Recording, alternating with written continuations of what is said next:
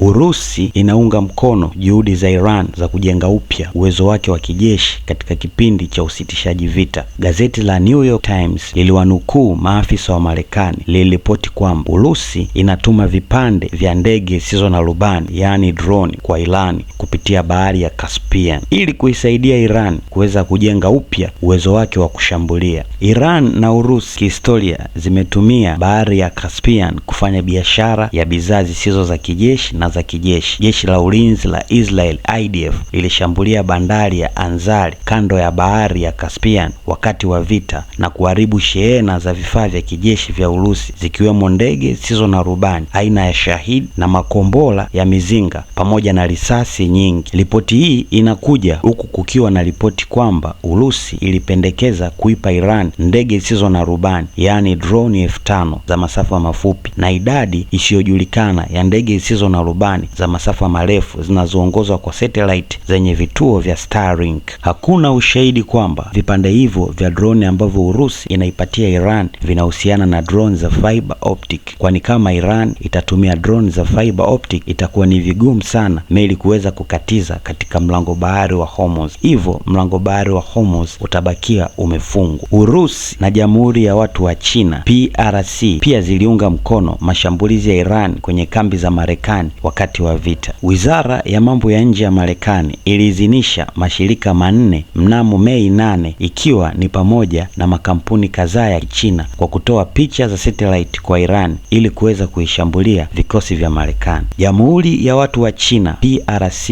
ilitoa picha za satellite kwa Iran ili kuisaidia kuvishambulia vikosi vya Marekani kupitia Chang'e Satellite Technology na SI. Vyombo vya habari vya magharibi hapo awali viliripoti kwamba Iran ilitumia satellite ya upelelezi ya SI's TEE-01B ambayo iliipata kutoka Jamhuri ya Watu wa China PRC mwaka 2024 ili kulenga mali na kambi za kijeshi za Marekani kote Mashariki ya Kati. Urusi vivyo hivyo iliipatia Iran picha za satellite za vituo vya Marekani na ndege zisizo na rubani za Shahid kuisaidia Iran kufanya mashambulizi wakati wa vita.